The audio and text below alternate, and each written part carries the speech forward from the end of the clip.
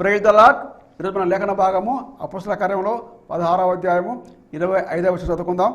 అయితే మధ్యరాత్రి వేళ పౌలును శిలయు దేవునికి ప్రార్థించుచు కీర్తనలు పాడుచు నుండేరి, ఖైదీలు వినుచుండేరి. ఆమేన్.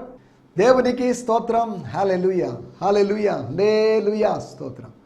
మన ప్రభువును, ప్రియ రక్షకుడును మన కొరకు ప్రాణం పెట్టి తిరిగి లేచి పరలోకానికి వెళ్ళి మరలా అక్కడి నుంచి త్వరగా రాబోతున్నటువంటి నజరేయుడైన యేసుక్రీస్తు దివ్యమైనటువంటి అసమానమైనటువంటి నామంలో మీ అందరికీ, అనగా శాంతి టీవీలో ప్రసారం అవుతున్నటువంటి ఆయన హెచ్చవలసి ఉన్నది, హీ మస్ట్ ఇంక్రీజ్ అనేటువంటి కార్యక్రమ వీక్షకులైన మీ అందరికీ నా హృదయపు లోతులో నుంచి ప్రత్యేకమైన వందనాలు, శుభాలు తెలియజేస్తున్నాను. May God bless you. మీ అందరికీ వందనాలండి. మీ అందరికీ వందనాలు చెప్పాము, ఎందుకంటే మీ అమూల్యమైన సమయాన్ని మీరు కేటాయిస్తున్నారు. మీ అమూల్యమైనటువంటి ఒక 5 నిమిషాలు కూడా టైము లేనంత బిజీగా ఉన్నప్పటికీ కూడా ఒక 26 నిమిషాల సమయం మీరు దేవుని కోసం, దేవుని వాక్యం కోసం, ఈ ప్రోగ్రాం కోసం కేటాయిస్తున్నారు. అందును బట్టి నేను మిమ్మల్ని అభినందిస్తున్నాను.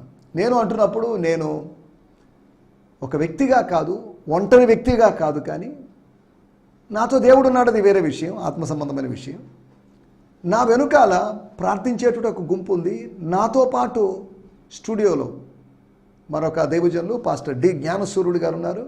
అంతేకాకుండా నా వెనుకాల మా స్థానిక సంఘం గిడియోన్ మిషన్ చర్చ్ అనేటువంటి సంఘం, చిన్న సంఘం, 50-60 మందిని కలిగినటువంటి సంఘం ఉంది. డైకస్ రోడ్, శాంతినగర్ 6వ వీధిలో ప్రతి ఆదివారము ఆయా సందర్భాల్లో మేము కలుసుకుంటూ ఉంటాం.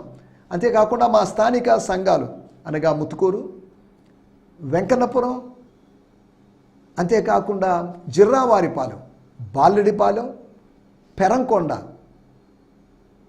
ఈ ప్రదేశాల్లో ఉన్నటువంటి వైఎస్ఆర్ నగర్, ఈ ప్రదేశాల్లో ఉన్నటువంటి సంఘాలను బట్టి నేను దేవుని నామాన్ని మహిమపరుస్తున్నాను. ముత్తుకూరుకి దగ్గరలో వరకేపూడి అనేటువంటి సంఘం, అక్కడ దేవజనులు పాస్టర్ పి విజయభాస్కర్ గారు పరిచయం చేస్తున్నారు.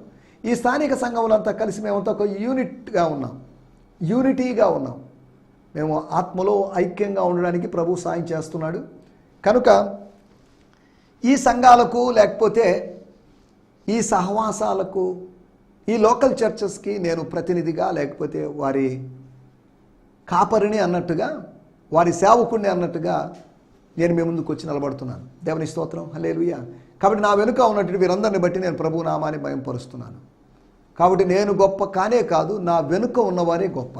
నా వెనుక ఉన్నవారు నన్ను బలపరుస్తున్నారు, నా వెనుక ఉన్నవారు నన్ను ప్రోత్సహిస్తున్నారు, నా వెనుక ఉన్నవారు నా కోసం ప్రార్థన చేస్తున్నారు. వేదిక మీద ఇంతమంది కనిపించలేరు కాబట్టి నేను ఒక్కడిని కనిపిస్తున్నాను. నేను ఒక్కడిని కనిపించినంత మాత్రం నేను ఏమాత్రం గొప్ప కాదు.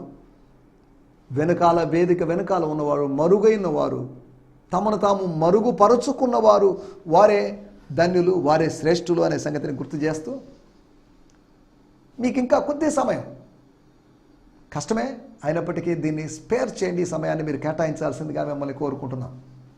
దేవుని స్తోత్రం, హల్లెలూయా. కొన్నిసార్లు ఒక వాక్య పరిచయం నుంచి, ఒక ప్రోగ్రాం నుంచి మనం ఏదో హైగా ఎక్స్పెక్ట్ చేస్తాం. ఎక్స్పెక్ట్ చేయడం తప్పేం లేదు, హైగా ఎక్స్పెక్ట్ చేయడం తప్పే, లోగా ఎక్స్పెక్ట్ చేయడం తప్పే. అతను అలా చెప్తాడు అనుకోలేదండి, ఆమె అలా చెప్తుంది అనుకోలేదండి. లో ఎస్టిమేషన్, లేకపోతే లోగా ఎక్స్పెక్ట్ చేయడం, హైగా ఎక్స్పెక్ట్ చేయడం, ఎక్కువ ఆశించడం, తక్కువ ఆశించడం కాదు. దేవుని కార్యక్రమం, దేవుడి దాసుడు నిలబడి మాట్లాడుతున్నాడు, సందేశం పొందుకుంటాం అన్న ధోరణిలో ఆలోచించాలి తప్ప, ఓహో ముఖం చూసి వీళ్ళు వీళ్ళు ఎప్పుడు నుంచి వస్తున్న వాళ్ళే అన్న ధోరణిలో కాకుండా, మీరు చక్కగా ప్రభు దగ్గర నుంచి, we will receive from the word, from the lord అనేటువంటి భావనతో, మనుషుల వాక్యం అన్నట్టు కాకుండా, టీవీ స్పీకర్ల వాక్యం అని కాకుండా, దేవుని వాక్యంగా భావించాల్సిందిగా మిమ్మల్ని కోరుతున్నాను. దేవుని స్తోత్రం. మీ ప్రేయర్ రిక్వెస్ట్ ఉంటే దయచేసి పంపించండి. గత వారంలో, లేకపోతే గత నెలలో జరిగినటువంటి ఉపవాస కూడికలు నిజంగా చాలా ఆశీర్వాదకరంగా జరిగాయి. జనవరి 1వ తేదీ నుంచి 14 లేదా 15వ తేదీ వరకు జరిగినటువంటి ఉపవాస కూడికలను బట్టి నేను ప్రభు నామాన్ని మహిమపరుస్తున్నాను. ఇప్పుడు కూడా ఉపవాస కూడికలు 4వ తేదీ వరకు ఉపవాస కూడికలు జరుగుతాయి. కనుక 4వ తేదీ అంబేద్కర్ భవన్లో జరిగేటువంటి ఉద్యోగ కూడిక, దానికి మిమ్మల్ని ప్రేమపూర్వకంగా ఆహ్వానిస్తున్నాను. దేవుని స్తోత్రం. ఎవరు మిస్ కావద్దు. మీరు, మీ కుటుంబ సభ్యులు, మీ బంధుమిత్రాదులు, మీ కుటుంబాల్లో ఎవరైనా స్వస్థత అవసరమైన వాళ్ళు, యేసు నామములో స్వస్థత అవసరమైన వాళ్ళు, మీరు రావాల్సిందిగా, వారిని తీసుకొని రావాల్సిందిగా ఒక సహోదరునిగా, మీ కుటుంబ సభ్యునిగా ప్రేమపూర్వకంగా కోరుకుంటున్నాను. మీ అందరికీ వందనాలు. We will hope to see you on February 4th Sunday evening at Ambedkar Bhavan, Nellore. దేవుని స్తోత్రం. హల్లెలూయా. ఈ సమయంలో దేవుని వాక్యాన్ని ధ్యానించుకుందాం. నిన్నటి ఎపిసోడ్లో మనం వరము, gift and lessons, the gift of God and few lessons or 4 lessons. దేవుని వరము, కృపావరము, లేదా దెయ్యములను వెళ్ళగొట్టేటువంటి వరం. ఆ వరము, ఆ వర వినియోగంలో మనం ఎలాంటి జాగ్రత్తలు కలిగి ఉండాలి, మనం గుర్తుపెట్టుకోవాల్సినటువంటి విషయాలు ఏంటి అనే దాని గురించి మనం ఆలోచించాం. కొంతమందికి దేవుడు గిఫ్ట్స్ ఇచ్చాడు. చదువు రాకపోవచ్చు, కానీ వారు ఈ గిఫ్ట్ని పొజెస్ చేస్తారు. దెయ్యములను వెళ్ళగొట్టేటువంటి వరం. అనగా ఈ దెయ్యములను వెళ్ళగొట్టేటువంటి వరం చదువు లేని వాడికి మాత్రమే భావించొద్దండి దయచేసి. మళ్ళీ నేను అలా చెప్తున్నానని మీరు అపార్థం చేసుకోవద్దు. వరము మన చదువు ఉన్నా లేకపోయినా దేవుడు వీటిని చూసి, ఫిజికల్ క్వాలిఫికేషన్స్ చూసి ఇచ్చేవాడు కాదు. వరం ఇచ్చినప్పుడు ఆయన వెనక్కి తీసుకునేవాడు కాదు. ఆయన వరదాత, వరములు సమృద్ధిగా ఇవ్వగలిగిన వాడు. పరిశుద్ధాత్మ వరములు ఉన్నాయి. 1 కొరింథీ పత్రికలోనే 12వ అధ్యాయంలో 9 వరాలు చెప్పబడ్డాయి.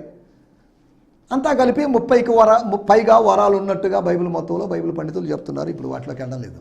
దేవుని స్తోత్రం. వరముల గురించినటువంటి స్టడీ లేకపోతే పరిశుద్ధాత్మ శాస్త్రం మనం డీల్ చేయడం లేదు. వరము మరియు పాఠాలు, కొన్ని పాఠాలు, 4 పాఠాలు. వరాన్ని మనం వివేచనతో వినియోగించాలని ఎలా చెప్పొచ్చు ఈ పాయింట్ అంటే, ఎందుకు ఇలా చెప్తున్నాను అంటే, అనేక దినములు అతను వ్యాకుల పడిన తర్వాతే ఒక సమయంలో వివేచించాడు. ఏంటిది, ఈ కేకలు ఏంటి, ఈ కేకలు దేవుని మహిమపరచడానికా, లేదా ఆమె ఎవరో పౌలుకు తెలుసో లేదో మరి నాకు తెలియదు, తర్వాత తెలిసి ఉండొచ్చు.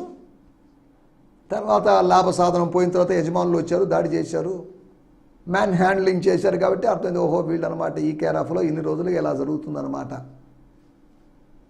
కేకలు వేస్తున్న ఆమె, ఆ కేకలు పరిశుద్ధమైనవనో ఆయన భావించి మోసపోయాడని కాదు.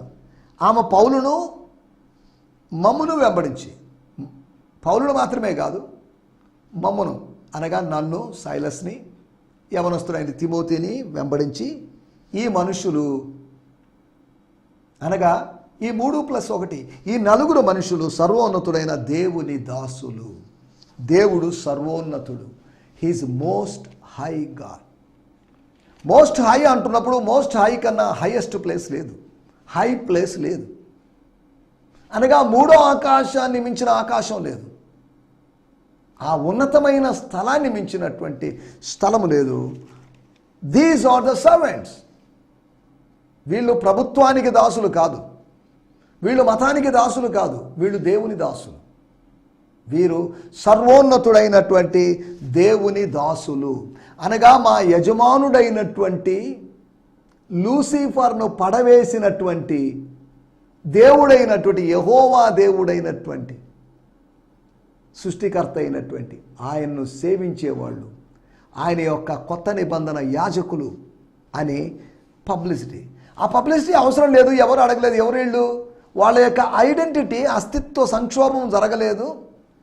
ఎవరా మీరు అని అడగలేదు. ఆ సమయంలో ఈ దెయ్యం పట్టిన ఆవిడ చెప్పే అవకాశం ఉంటే చెప్పింటే బాగుండేది, కానీ సందర్భం వేరు. ఊరినే కేకలు వేస్తూ మా వెనకాల వస్తూ, మా వెంబడి వస్తూ, అంటే మా వెనకాల వస్తుంది. She want to disturb.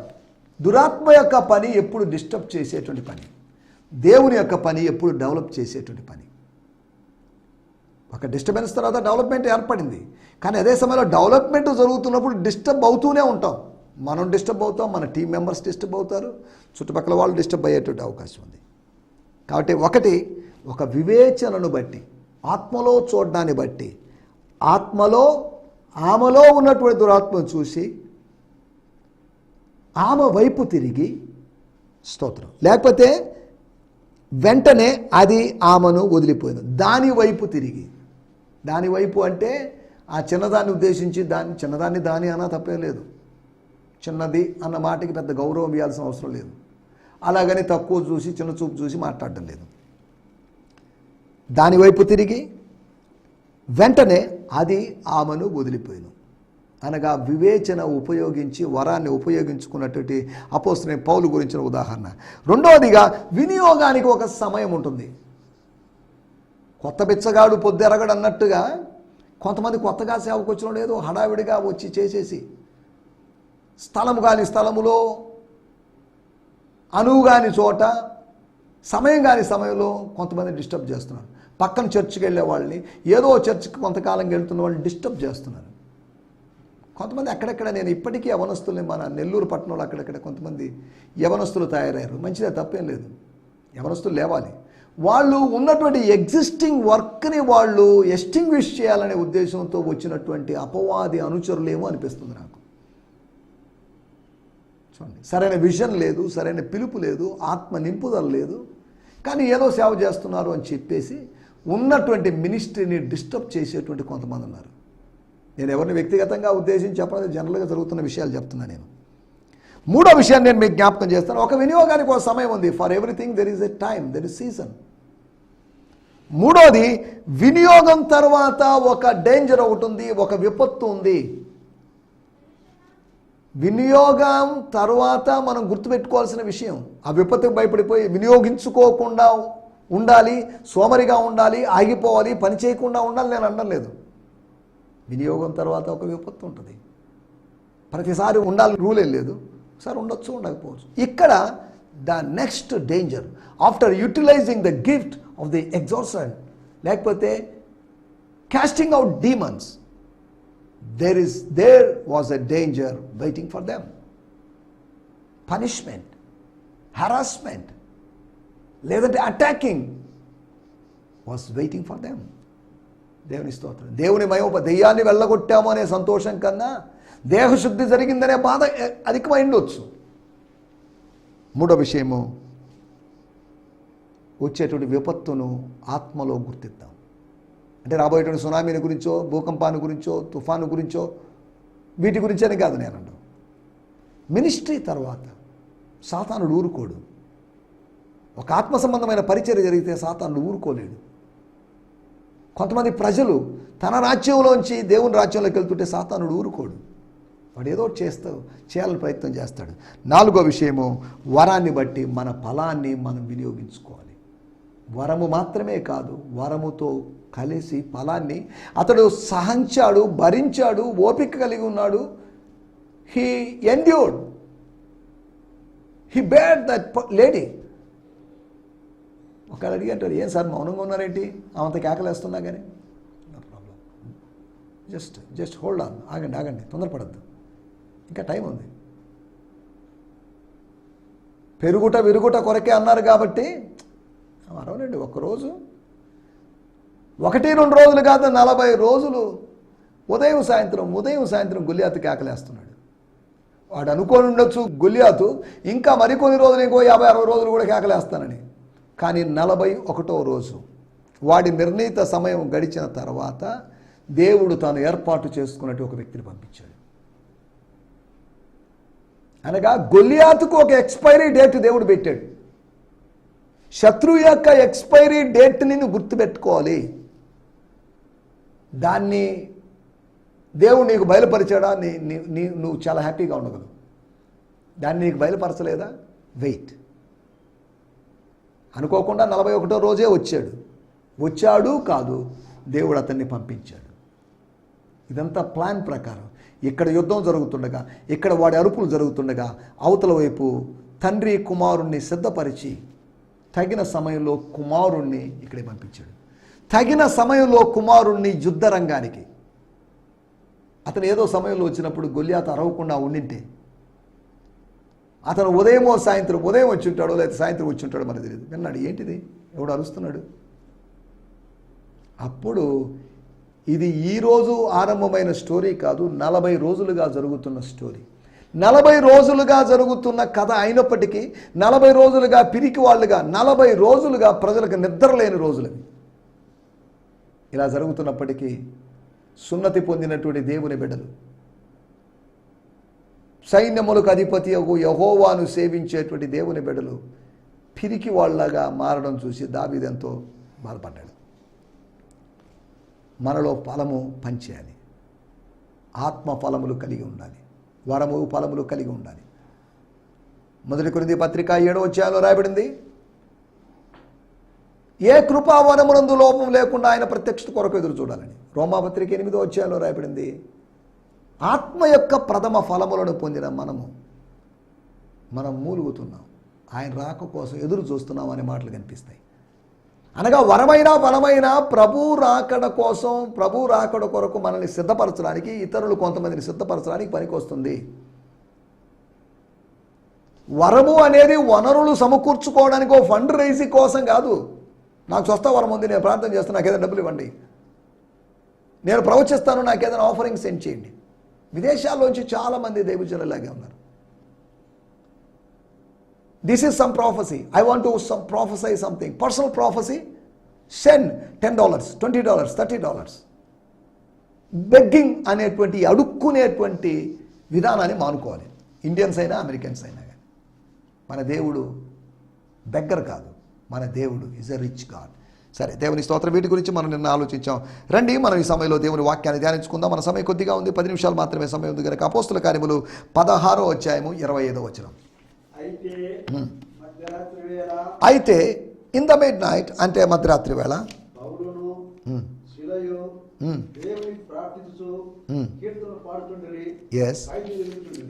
దేవుని స్తోత్రం. Paul and Silas, undaunted, prayed in the middle of the night and sang songs of praise to God. స్తుతి పాటలు వాళ్ళు పాడారట. While all the other prisoners listened to their worship. వారి ఆరాధనను, ప్రార్థనతో, పాటలతో, స్తుతి పాటలతో కూడుకున్నటువంటి వారి ఆరాధనను అర్ధరాత్రి చెరసాలలో జరిగినటువంటి, ఆ చెరసాల కట్టిన దగ్గర నుంచి ఆ చెరసాలలో జరిగిన మొట్టమొదటి ఆరాధన జరిగిన రోజే ఆ చెరసాల నాశనం అయిపోయింది. ఆరాధన జరిగిన రోజే ఆ చెరసాల తన రూపాన్ని కోల్పోయింది. ఆరాధనలో శక్తి ఉంది.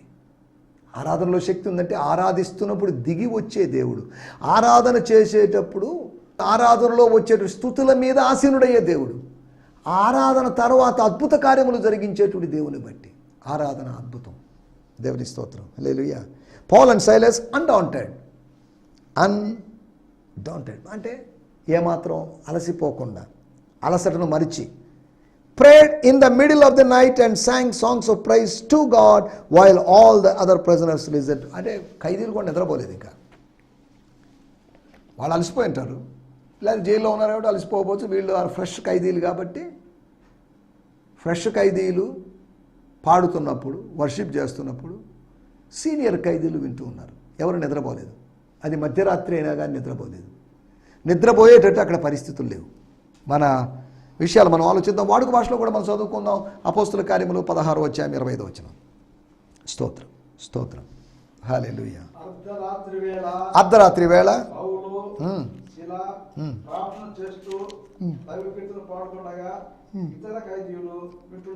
ఎస్, దేవుని స్తోత్రం. హల్లెలూయా. Now about midnight Paul and Silas were praying and singing hymns to God, and other prisoners were listening to them. మన టైటిల్ నిద్ర పట్టని రాత్రి. ఏదో హారర్ సినిమా టైటిల్ లాగా ఉన్నది కాదు. ఆ రాత్రి ఏం జరిగింది? వెన్నెల కురిసిన రాత్రి అని కాదు, నిద్ర పట్టని రాత్రి. మన జీవితంలో నిద్ర పట్టని రాత్రులు బోళ్ళు ఉంటే ఉండొచ్చు. అదే సమయంలో వెన్నెల కురిసిన రాత్రి అంటే అమావాస్యలు కాని రాత్రుల గురించి మాట్లాడుతున్నారని కాదు నా మాటలకు ఉద్దేశం. నిద్ర పట్టని రాత్రి అంటే ఒక నెగిటివ్ నైట్. అమృతం కురిసిన రాత్రి లేదా వెన్నెల కురిసిన రాత్రి, అమృతం కురిసిన రాత్రి అని దేవరకొండ బాలగంగాధర తిలక్ గారు మంచి కవితల పుస్తకం ఒకటి వేశాడు. అమృతం కురిసిన రాత్రి, వర్షం కురిసిన రాత్రి అని కాదు, అమృతం కురిసిన రాత్రి. ఇక్కడే అమృతం కురవని రాత్రి అనగా కొన్ని పాజిటివ్ డేస్ ఉంటాయి, పాజిటివ్ నైట్స్ ఉంటాయి, నెగిటివ్ డేస్ ఉంటాయి, నెగిటివ్ నైట్స్ ఉంటాయి. కాబట్టి మనం గమనించాల్సిన విషయం. స్తోత్రం. నిద్ర పట్టని రాత్రి ఏం జరిగింది? నిద్ర పట్టని రాత్రి వాళ్ళు మెలకువ పొందుకొని 27వ వచనం రాయబడింది, అంతలో చెరసాల నాయకుడు మేల్కొని. చెరసాల నాయకుడు నిద్రపోయాడు. నిద్రపోకూడదు, నిద్రపోవాల్సి వచ్చింది, నిద్రపోయాడు. తెలియకుండా నిద్రలోకి జారిపోయాడు. వీళ్ళ వర్షిప్ ఆయన వినడం లేదు, వీళ్ళ పాటలు ఆయన వినడం లేదు. ఏం జరుగుతుందో అతనికి తెలియదు. అతనికి నిద్ర పట్టిన రాత్రి, అకస్మాత్తుగా ఉలికిపడి లేచిన రాత్రి. వీళ్ళకి నిద్ర పట్టని రాత్రి. నిద్ర ఎలా పడుతుంది? అనువు కాని చోటు ఉన్నాగా, ఆ స్థలంలో ఉన్నాగా, స్థలము కాని స్థలంలో ఉన్నప్పుడు నిద్ర ఎలా వస్తుంది? గమనించాల్సిన విషయం. నిద్ర పట్టని రాత్రుల గురించి నేను మీకు కొన్ని విషయాలు జ్ఞాపకం చేస్తాను. నా జీవితాల్లో కూడా అనారోగ్యాన్ని బట్టో, లేదంటే వాళ్ళు వీళ్ళు అన్న మాటలను బట్టి ఆలోచిస్తూ నిద్ర పట్టని రాత్రులు ఉన్నాయేమో. లేవా? నా జీవితంలో కూడా నిద్ర పట్టని రాత్రులు, నిద్రపోని రాత్రులు, ఆహారం తీసుకుని రాత్రులు నా జీవితంలో అనేకం ఉన్నాయి. కొంచెం నిద్ర పట్టలేదు అంటే కారణం ఏంటో మరి తెలియదు. మధ్యాహ్నం కూడా నిద్రపోలేదే, అయినా ఏంటి నిద్ర రావడం లేదు? ఇన్సోమ్నియా, నిద్ర లేమి వలన బాధపడుతున్న వాళ్ళు చాలామంది ఉన్నారు. ఇంటర్నెట్లో సెర్చ్ చేస్తే చాలామంది రకరకాల మెడిసిన్స్ వచ్చేసి నిద్రలేమి ఈ సమస్యతో బాధపడుతున్న వాళ్ళు. సరే, నిద్ర పట్టని రాత్రి ఏం జరిగిందనే దాని గురించి దేవుడు ఏం చేస్తాడనేది, నీకు నిద్ర పట్టలేదంటే దేవుడు నేను ప్రార్థించడానికి ప్రేరేపిస్తున్నాడు. గమనించాలి. యోబు గ్రంథము 35వ అధ్యాయము 10వ వచనంలో మనం గమనించినట్లయితే అక్కడ ఒక మాట మనం చూడగలం. యోబు గ్రంథము 35వ అధ్యాయం. స్తోత్రం. అయితే రాత్రి యందు చాలండి, మనకన్నీ చదువుకునే టైం లేదు. అయితే రాత్రి యందు కీర్తనలు పాడుటకు ప్రేరేపించచ్చు.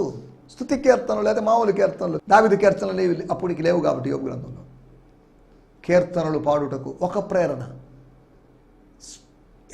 Inspiration to sing in the night. దేవుని స్తోత్రం. ఒకటి, నిద్ర పట్టని రాత్రి ఆత్మ ప్రేరణ జరిగిన రాత్రి. దేవుడు ప్రేరేపిస్తున్నాడు, పాడాలి. మనం సింగర్లం కాకపోవచ్చు, మనకు ఆ స్కేళ్ళు లేదా మైనర్లు మేజర్లు ఇవి మనకు తెలియకపోవచ్చు. నాకు అసలు తెలియదు వాటి గురించి, సంగీతం గురించి అవగాహన లేదు. ఆ నిద్ర పట్టని రాత్రి దేవుడు ఆత్మ ప్రేరణ కలిగించిన రాత్రిగా ఉంది. స్తోత్రం. రెండో విషయాన్ని నిద్ర పట్టని రాత్రి గురించి మీకు జ్ఞాపకం చేస్తాను. న్యాయాధిపతుల గ్రంథంలో 16వ అధ్యాయము 3వ వచనంలో మనం గమనించినట్లయితే అక్కడ ఒక వ్యక్తికి నిద్రపోయాడు, కానీ నిద్ర నుంచి లేచాడు, మేల్కొన్నాడు. తన ప్రాణ రక్షణ కోసం ఆయన లేచినట్టుగా మనం అర్థం చేసుకోగలం. 16వ అధ్యాయము 3వ వచనం. మధ్యరాత్రి మిడ్నైట్ లేచి, అర్ధరాత్రి లేచి పట్టణపు తలుపులను వాటి 2 ద్వార బంధములను పట్టుకొని వాటిని ఓడబెరికి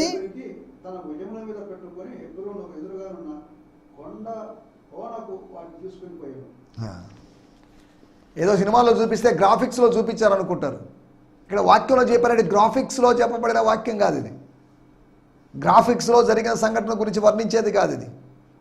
అర్ధరాత్రి సమయము అనుకోకుండా ఆకస్మికంగా అకస్మాత్తుగా దైవికమైన బలం అతని మీదకి వచ్చింది. అతను వాటన్నిటిని ఆ పట్టణం యొక్క ద్వారబంధముల రెండింటిని పెరికేసి వాటిని భుజం మీద వేసుకొని ఒక బాహుబలిలాగా, ఒక గ్రేటెస్ట్ వెయిట్ లిఫ్టర్ లాగా ఆ కార్యం చేయడానికి హెబ్రోను ఎదురుగా ఉన్న కొండకి వెళ్ళిపోయాడు. సరే, మనం దాంట్లోకి వెళ్ళలేదు. రెండోది, అది అతనికి సంసోనుకు నిద్ర పట్టని రాత్రి. అది ఆత్మ బలాన్ని పొందుకున్నటువంటి రాత్రి. He received the power of the spirit from heaven. దేవుని స్తోత్రం. మూడో విషయాన్ని నేను మీకు జ్ఞాపకం చేస్తాను. ఎస్తేరు గ్రంథము 6వ అధ్యాయము 1వ వచనంలో మనం గమనించినట్లయితే ఎస్తేరు గ్రంథం ఆ రాత్రి నిద్ర పట్టకపోయినందున రాజు ఆజ్ఞ ఇచ్చాడు. హలో, ఏం కావాలి? నాకు నిద్ర పట్టడం లేదు. ఇక రాజు నిద్ర పట్టలేదు, మిగతా వాళ్ళు కూడా వెయిట్ చేస్తుంటారు, మేల్కో ఉండాల్సిన పరిస్థితి. ఆ రాత్రి నిద్ర పట్టకపోయినందున రాజ్యపు సమాచార గ్రంథము తెమ్మని రాజు ఆజ్ఞగా, అనగా రాజుకు నిద్ర పట్టలేదు, అది రాజు ఎదుట చదివి వినిపించబడెను. స్తోత్రం. అప్పుడు తాను గుర్తించని విషయము, తాను గ్రహించని విషయము, తనకెవరు చెప్పని విషయము, దస్తావేజుల్లో ఉన్నటువంటి విషయం, గతములో జరిగిన విషయం, హిస్టరీలో జరిగిన విషయం, తన పూర్వీకులకు జరిగిన విషయాన్ని తెలుసుకున్నాడు. ఇతనికి ఎందుకు ఇలాగా అనిపించింది? నా పరిపాలన బాగుందో లేదో, మరి మారువేషంతో వెళ్ళడం కోసం సిద్ధపడ్డాడో లేదో మరి మనకు తెలియదు, కానీ అతను పరిశీలన చేసుకుంటున్నాడు. ఈ రాజ్యం విషయంలో చక్కటి అడ్మినిస్ట్రేషన్ చేయాలి, అధికారి చక్కటి పాలన జరిగించాలి, చక్కని పరిపాలన చేయాలి. లేదా ప్రజలు తిట్టుకుంటారు, ప్రజలు గద్దె దింపేస్తారు. ప్రజాస్వామ్యంలో అదే మనం చూస్తున్న పరిస్థితి. అతడు తను ఆత్మ పరిశీలన చేసుకున్న రాత్రి, అరే ఇంత జరిగిన అతనికి సన్మానం చేయలేదే, ఒక మేలు జరిగిన వ్యక్తికి సన్మానం చేయకపోవడం ఎంతో కరెక్ట్? నో, మేలు జరిగిన వానికి, మేలు చేసిన వానికి సన్మానం చేయాల్సిందే అని తనను తాను తన పరిపాలన గురించి పరిశీలన చేసుకుని సెల్ఫ్ ఎగ్జామినేషన్ చేసుకున్నటువంటి అహష్వేరోషు రాజు మొర్దెకైని గణపరచాలని తీర్మానం తీసుకున్నాడు. మొర్దెకై చేసిన మేలు మర్చిపోయాడు. మొర్దెకై సన్మానం కోసం ఎదురు చూసాడో లేదో మరి తెలియదు, కానీ ఒక సమయం వచ్చిన, నువ్వు ఎదురు చూసినా చూడకపోయినా తగిన సమయంలో దేవుడు నిన్ను సన్మానిస్తాడు, దేవుడు గణపరుస్తాడు ప్రజల ముందు. 4వ విషయం నేను చెప్పి ముగిస్తాను. దానియేలు గ్రంథము 6వ అధ్యాయము 18వ వచనం. రాజు తన నగరకు వెళ్ళి ఆ రాత్రి అంతా ఉపవాసం ఉండి no music please, no dance please, no orchestra please. నిద్ర పట్టనివ్వలేదు దేవుడు. భక్తుడు చెరసాల్లో వేయబడ్డాడు, భక్తుడు సింహపు గుహలో వేయబడ్డాడు. ఏ నేరము చేయనివాడు అన్యాయపు స్థలములో ఉన్నాడు, అన్యాయపు తీర్పుకు గురయ్యాడు. అంతటా రాజు తన నగరకు వెళ్ళి, తన ప్యాలెస్కి వెళ్ళి ఆ రాత్రంతా ఉపవాసం ఉండి, వద్దు నాకు తినబుద్ధి కావట్లేదు, ఎందుకో మరి మనసు కష్టంగా ఉంది, మనస్సాక్షి గద్దిస్తుంది, తప్పు చేస్తున్నాను అనిపిస్తుంది. నాట్య వాద్యములను జరగనివ్వలేదు. ఈరోజు కొద్దులేండి, ఆపేద్దాం. ప్రతిరోజు నాట్య వాద్యములు ఉండేవి, ఆ రోజు నాట్య వాద్యం లేకుండా అతనికి నిద్ర పట్టకపోయాను. ఉదయాన్నే లేచి వెళ్ళాడు, దానియేలును కలుసుకున్నాడు, అది వేరే విషయం. అతనికి నిద్ర పట్టని రాత్రి ఏం జరిగిందంటే, అతడు భౌతికమైన సంగీతము, భౌతికమైన నాట్యం కాకుండా ఆత్మలో ఆనందించుండొచ్చు. అంటే వ్యక్తిగతమైనటువంటి మరో లౌకికం కానటువంటి భిన్నమైనటువంటి ఒక ఆనందాన్ని అనుభవించాడు అతను. నా మాటలు నేను ఇక్కడ ముగిస్తున్నాను. నిద్ర పట్టని రాత్రి ఆత్మ ప్రేరణ కలిగిన ఒక ఉదాహరణ, నిద్ర పట్టని రాత్రి ఆత్మ బలము పొందిన ఒక ఉదాహరణ సంసోను ఉదాహరణ, నిద్ర పట్టని రాత్రి ఆత్మ పరిశీలన జరిగినటువంటి ఒక ఉదాహరణ, నిద్ర పట్టని రాత్రి ఆత్మానందము కలిగినటువంటి అనుభవం. నా మాటలు నేను ముగిస్తున్నాను. మన జీవితాల్లో ఇటువంటి రాత్రులు వచ్చినప్పుడు, రాత్రులే కాదు ప్రతిదినం భౌతికమైన నిద్రకు ప్రాధాన్యత ఇవ్వకుండా, భౌతికమైన వాటికి ప్రాధాన్యత ఇవ్వకుండా ఆత్మ సంబంధమైన మెలకువ కలిగి ముందుకు సాగడానికి ప్రభువు మనకు సహాయం చేయనుగాక. ఆమేన్. హల్లెలూయా. హల్లెలూయా. మీ అందరికీ వందనాలండి. ఈ సందేశము మీకు ఆశీర్వాదకరంగా ఉందని నమ్ముచున్నాము. ప్రార్థన అవసరతల కొరకు మమ్మల్ని సంప్రదించవలసిన మా చిరునామా గిద్యోన్ మిషన్ చర్చ్, 6వ వీధి, శాంతినగర్, నెల్లూరు 4, ఆంధ్రప్రదేశ్.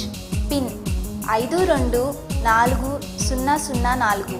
మా ఫోన్ నంబర్లు 7036443613 మరి ఒక నంబర్ 9392293010.